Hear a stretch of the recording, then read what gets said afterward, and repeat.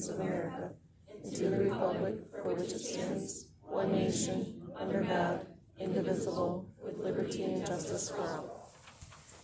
We'll start off with roll call. Myers. Here. Rushmore. Here. Imhoff. Here. Birdwell. Clark Hubbard is here. We also have our attorney from Foster Swift, Leslie Abdu, here. She will be on the agenda. First item is, to approve the agenda. Anybody have any comments on that? I have one proposal. So we have two guests here on the agenda. We have Leslie, and then we have Clark Newell here also. I would propose moving Clark, he's under new business, up into a little further up on the agenda in case he doesn't want to stay for the entire meeting, but he's welcome to. Between items 6 and 7. Anybody have any? I second. I'll make that motion. We got a second. Further discussion? Hearing none. All in favor? Aye. Opposed? Motion carries. So make that note on mine. Okay, and then we will move right into approving our minutes from our regular meeting on July 8th and our special meeting from July 29th. So you guys should have copies of those. One tweak to the July 29th minutes, so those were on your desk. Did you see those? Yep, it's got the little box there. You have that, Marcy? So in the little box, after we had talked about the motion for we removed a dead maple tree back here, we did just add that we had some other quotes received to possibly remove additional trees. No action taken on those. So that was the only addition. And you have a new copy of that, so we can approve that fresh copy. Any questions or comments on those two sets of minutes? Is there a motion to approve both sets of minutes? I make a motion to approve the minutes for 7/8 and 7/29 meetings As presented? as presented. Is there a second on that? Motion's been made and supported. Is there further discussion? Hearing none. All in favor? Aye. Opposed? Motion carried. Okay, and now we will move right into Leslie's piece on the agenda. So just a quick little overview. So we had reached out to her about this new PA233 that's going into effect tentatively in the November, and that would take zoning control kind of out of the hands of the townships, and we would like to know what our options are and what others are doing, and I'm gonna let you take the floor. Sure, yeah, so, as Brittany mentioned, my name's Leslie Abdu. I worked with the township, back when we were drafting our, solar and wind ordinances with the planning commission. So as many of you may have heard of, P233 is a state statute that the legislature enacted back in October of last year. It takes effect November 29th, 2024, pending any additional, injunctive relief granted by a court, which I don't see happening. There was a citizen-initiated petition that was being circulated to get it on the ballot for the November election, which did not receive enough signatures. They are working to get that up next year, but because it will not be on the ballot in November, most likely PA233 will take effect in November. Essentially what it does is provide specific standards that are determined to be compatible. They're industry-friendly standards for certain types of alternative energy projects, being wind, solar, and battery energy storage, which is kind of a newish sort of renewable energy type of project. So the statute basically says that a township that has an ordinance that's incompatible with the standards that we set forth in the law, then a developer could circumvent local zoning and go straight to the Michigan Public Service Commission for approval of its project. The way it currently stands in the township, and let me back up a little bit, the standards that the law provide, again, like I I said, are pretty industry friendly. And they govern some of the biggie sort of topics that most of our alternative energy ordinances cover. Noise, setbacks for wind, we're talking about height of towers, lighting, things of that nature. With that said, they do not cover the whole gamut of the types of regulations that we might otherwise want to factor into our ordinances going forward, and don't cover all of the things that your ordinances currently regulate when it comes to at least wind and solar. Now, we do have a battery energy storage ordinance, from what I understand, in Cato Township. So that's something that we'll probably want to address separately. But what we have recommended to our clients is we need to add language to your ordinance that renders it compatible with the law.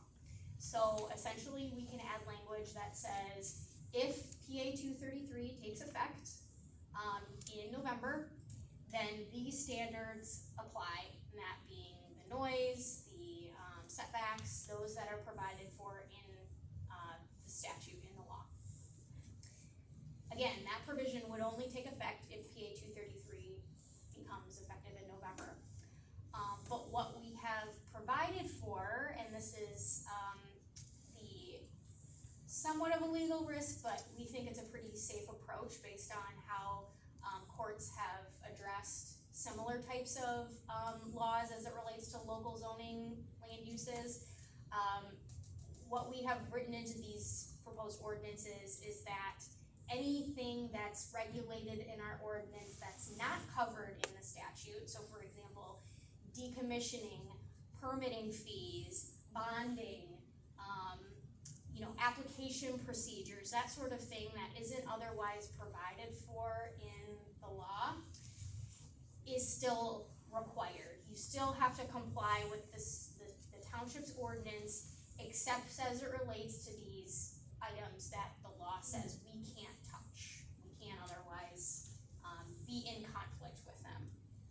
So that's kind of the way that we feel is the best way of incorporating the provisions of your existing ordinances, not having to reinvent the wheel, so to speak, and providing the largest amount of protection at the local level.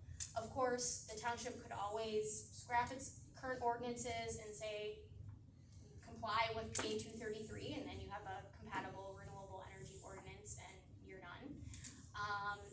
But as it currently stands, your ordinances are not compatible, and so we do probably need to make some changes to them. Otherwise, like I said, a developer could come in on December 1 and completely bypass local zoning and go straight to the Michigan Public Service Commission to receive approval. So, we have some time here, but we probably want to act fairly quickly. Fortunately, we do, like I said, have you guys have wind and solar ordinances in place, so the changes to those are going to be pretty minor.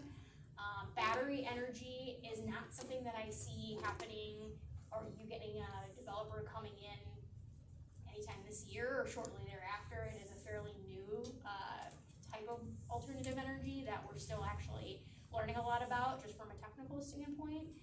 So I'm not as concerned about that one, but we certainly have regulations that we've developed for those types of facilities, both on the restricted side, the more permissive side, that we can explore with the township to get you guys a compatible ordinance that is within your zoning ordinance that covers you for that type of project as well.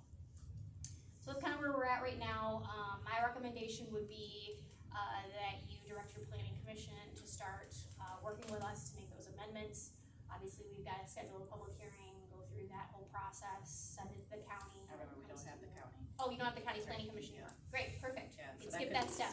Yeah. That could speed some stuff up, and then it goes obviously to the board for your final review and approval.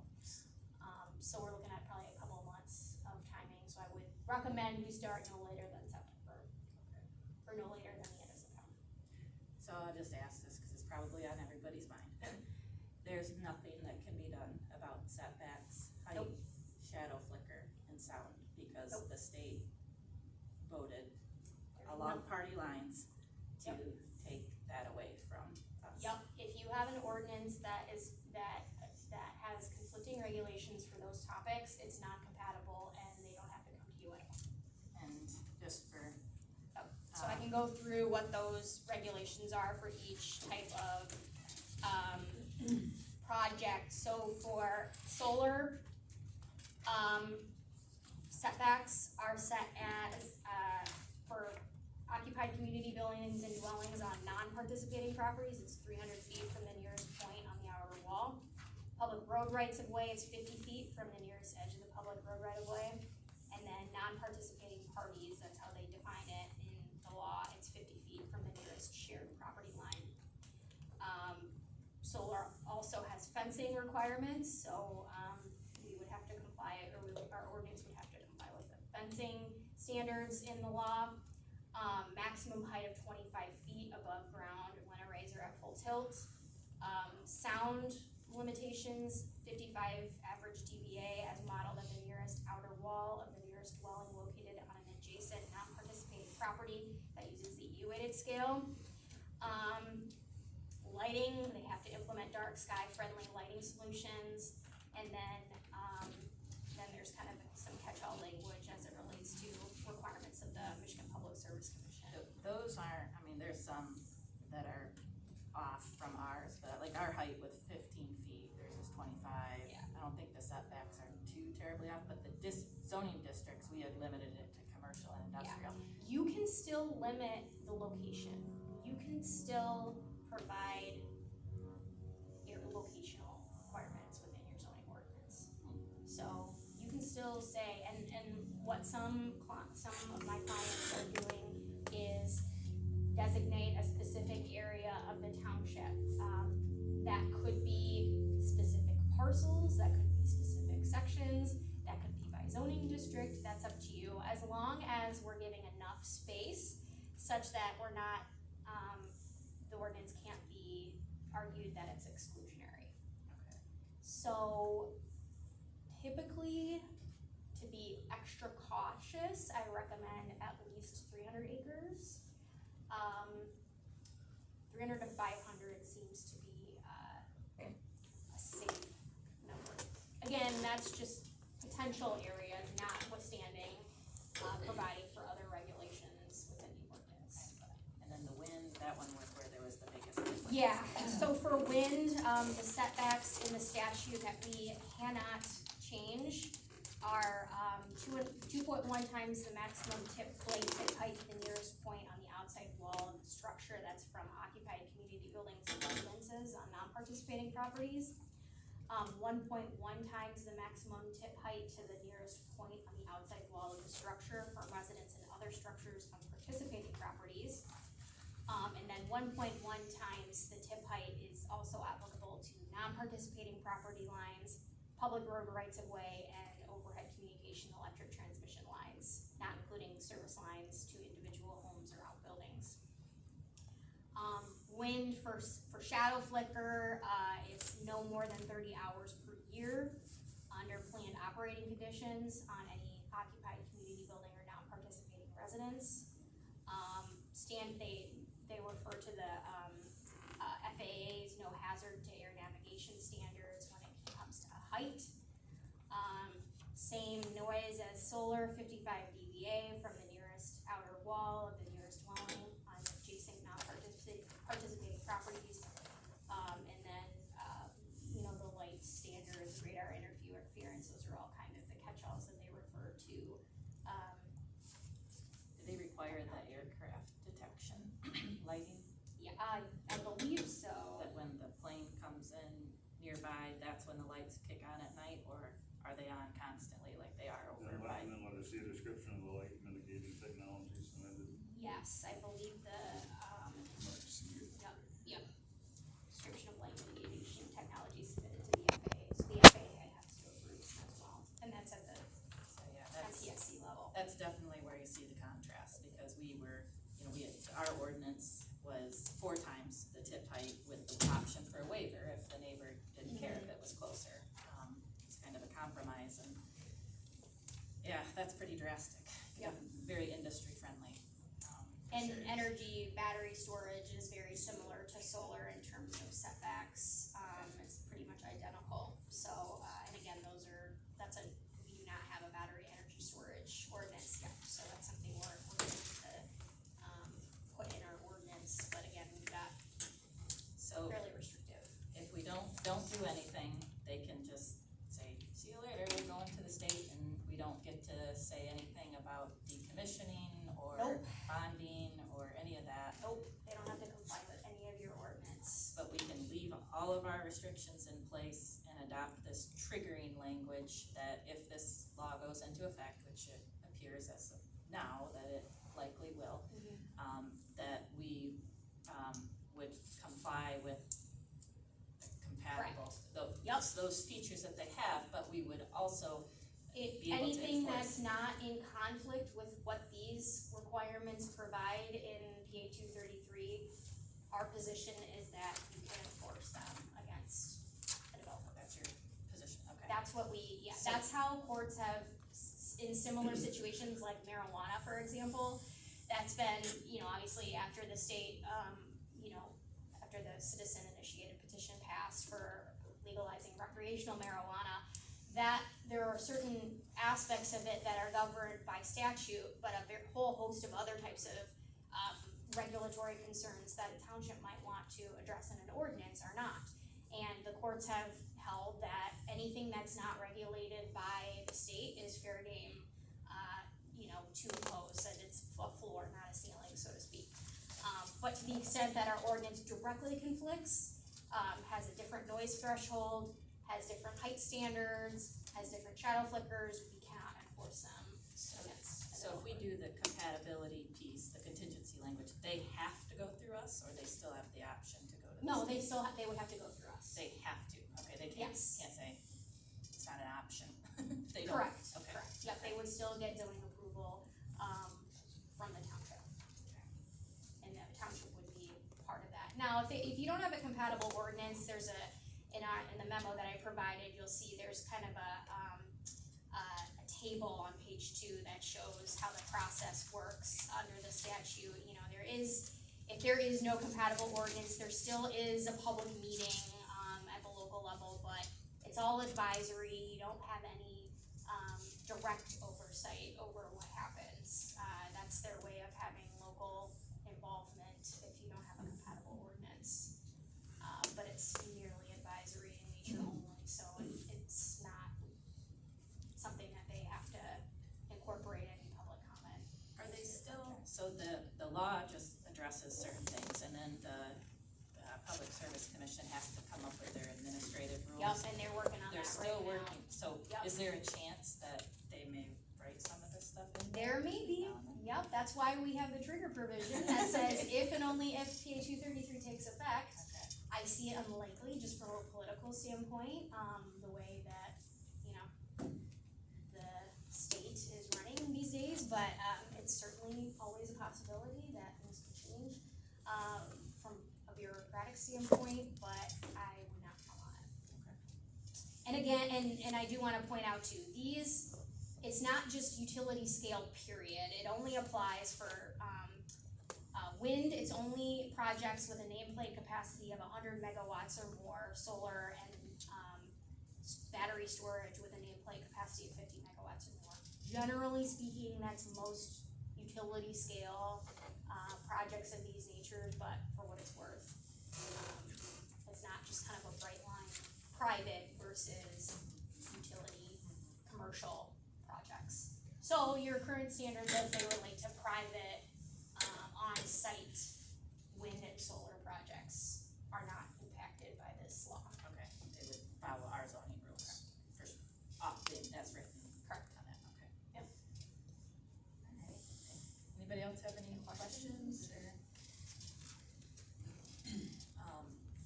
Where's Phil, our planning commission chairman, is there any comments, Phil? Can I get a copy of that? Yeah, it is confidential, but, planning commission chairman, sure we can. He's an official. Yes. But, yeah, I guess, kinda sounds like this is the only. It's really, yeah, It's you have to do something unless you don't care. to get some sort of say or control, yeah. Yep. Unfortunately, it's the way it goes. But, I guess if you said the planning commission would have to start probably no later than, they have a meeting on September 11th. I know they're working on a lake residential ordinance right now. Yeah. Would this be something that's pretty cut and dry? I mean, there's It'll really be no. pretty quick. it'd be Yeah, pretty I think quick. we can get, I mean, and obviously, you know, the board, if you are able to, I mean, I don't know how often they're meeting. Sometimes we can get a special meeting in there. I know that you probably need to authorize that from a financial standpoint, but, what you could do, because we don't have to go to the county planning commission, that saves at least a month there, Yeah. hopefully a month. They could hold a public hearing in October. As long as we have the 15-day, they have to provide 15-day notice of the public hearing, before holding it, pending publication timelines and whatnot. So they could hold a public hearing, they could review the ordinances at their September meeting if they want.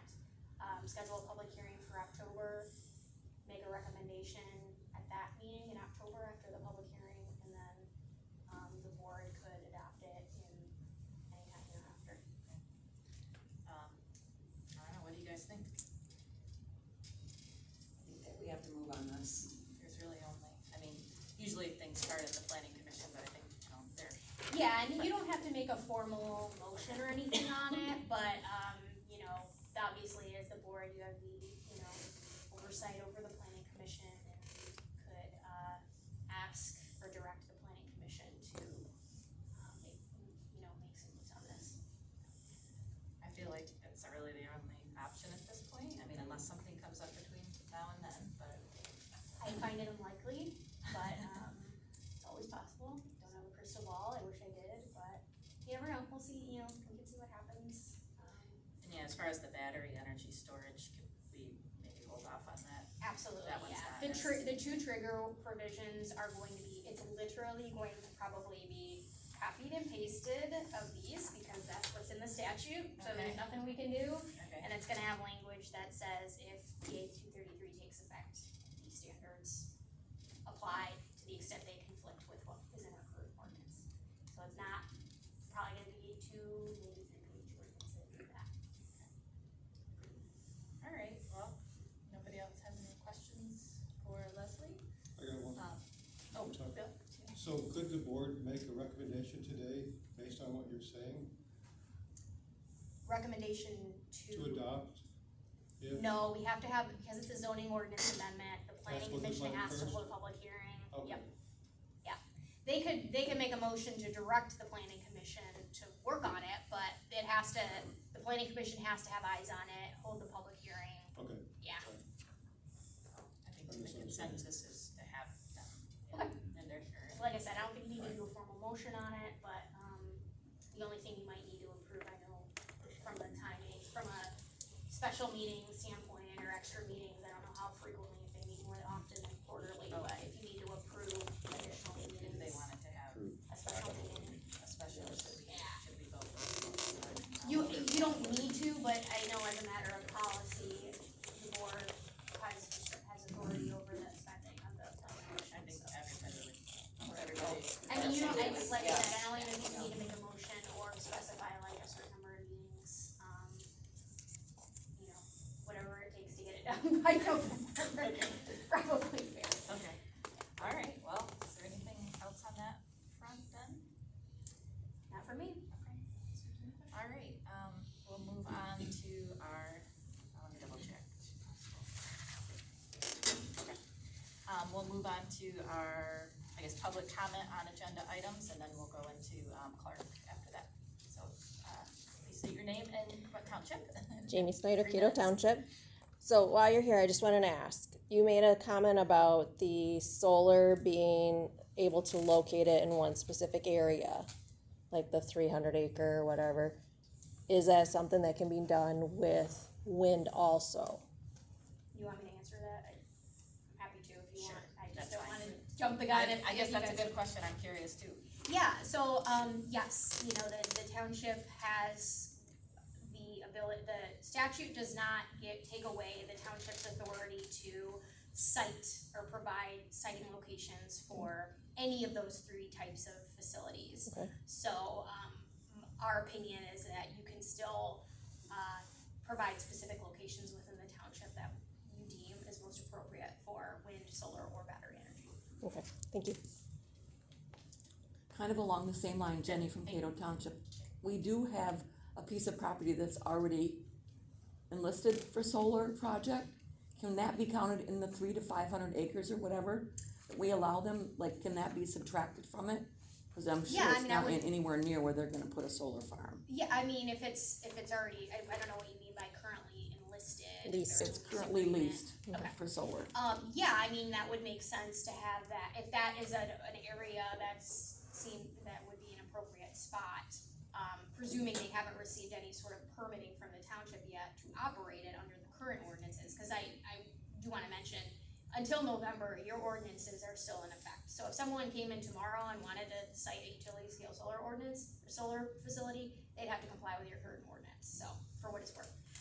But yeah, I mean, you could say, okay, that property is, you know, is it appropriate for solar or whatever, and count that as part of you. And 300 to 500 acres is not a bright line rule, that's not in the statute, it's just a number that I would say I'm more comfortable with, defending in terms of it being a large enough area to potentially site a project.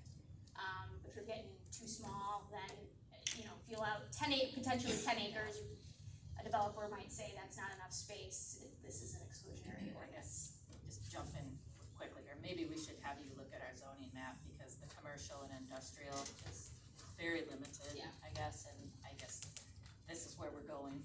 Yeah, The and thought like I process. said, and that's something we can work with the planning commission on Yes. to designate certain areas, and I mean, like I said, sometimes we literally list out parcel numbers that Okay. Yeah. So then maybe we as a board should That would be great. have that, you know, maybe we put it in the meeting, or if there's, have a big map and you can kinda get your thoughts. Sure. Okay. I just have a few questions, if that's okay. Yeah, just state name and where you're from. Robert Scott, Sydney Township. Well, I guess, yeah, we'll let Leslie determine if she's gonna answer. Well, but- I mean, yeah, it's up to you. I'll ask you the question, and Okay, I'm just trying to be somewhat protocol. Sure, I get it. a couple things, in terms of, you know, designating an area, would you create a new zone that says, you know, a renewable energy zone? Nope. Or would you make a commercial zone or industrial zone? I wouldn't even rezone it. It literally is just gonna be written in the ordinance that says Parcel These- X. this parcel, regardless of what it's currently zoned, is eligible as a, Okay, but if you designate a property that you know that the owner is adamantly against wind and solar, is that? that's not the township's Okay. problem. Another question. That's up to the developer to figure out where they, In terms of process, as I recall, Act 233 has a time limit. So that if a developer does apply at a local level. Yep. If they don't get it approved within 3 months, 6 months, whatever the time period is, then they can take it to the state. yes, that's correct, and that was in that chart that I mentioned, Okay. on page 2 of your memo. So you can, I'm sorry, Do you want me, I can go through it, so yeah, the township supervisor in this case must provide notice that you have a compatible ordinance within 30 days of receiving, the information from the developer, and you have to act to approve or deny the application within 120 days. and if you don't, then they can take it to the Correct. MPSC. So time is of the essence. So, I mean, Yes. my concern is you're gonna do all this, and all you're gonna do is delay the project by 4 months, because you're not gonna approve it under your standards. I mean, do you think a developer is more likely to wanna go to the state and comply with what's left? Like of your ordinance. decommissioning and stuff, like, And- Yeah, I mean, they can still do that, but they still have to, I think they still have to comply with local zoning. It's an appeal process. Not if you go to the state, Yeah, it's, but they have to come, if you have a compatible ordinance, they have to come to the township first, regardless of whether or not. I understand. But when if you guys deny it, Mhm. what are the standards that the state looks at then? Do they look at your They standards? look at local zoning. Hmm. So they look at whether or not is compliant, that they in Correct. fact comply Yep. with your ordinance? Yep. Okay. The second question, Now, I would not recommend the township deny if it's compatible to the no, extent. I'm yeah. not suggesting that they Yeah. would. I also assume that, one of the concerns I've had is how does the township pay for all this stuff? But you're assuming that all the payment requirements of the current zoning ordinance would cover that, so that you can make the developer cover all those costs. Okay, all right. Any other comments? Matt Hubbard, Cato Township. I guess I really liked that option I heard of, we know certain people are leased. We can specifically say this property.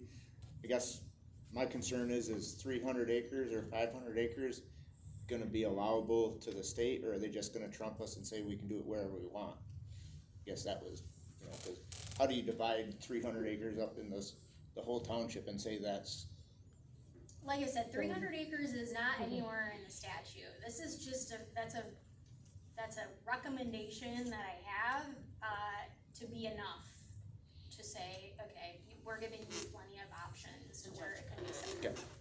So I don't want that to come across like, Just cut well, and sew. Leslie says 300, so we're good after, that's just my Ballpark number. subjective recommendation. For sure. The way you feel comfortable standing behind. Yeah, but the minimum 300, but the statute doesn't at all address locational requirements. So that's why we can, in our opinion, we can regulate it. That's the whole purpose of local zoning, is to regulate land use locations. And another recommendation that I will probably have for the planning commission is, when we're deciding where, typically it's often good to put places that are close to existing transmission lines, any infrastructure, so that doesn't have to be built to connect to, and that, that's just a benefit to both the township and the developer, but usually that's a good, starting point to. Okay.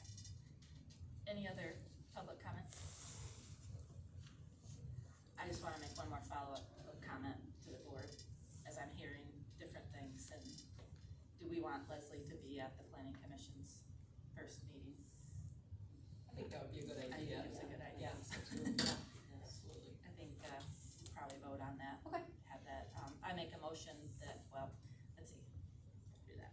So, September 11th, would that be the date you want her there? Can you do September 11th? We'll figure it out. Okay, we'll figure it out. We'll have somebody, if it's not me, somebody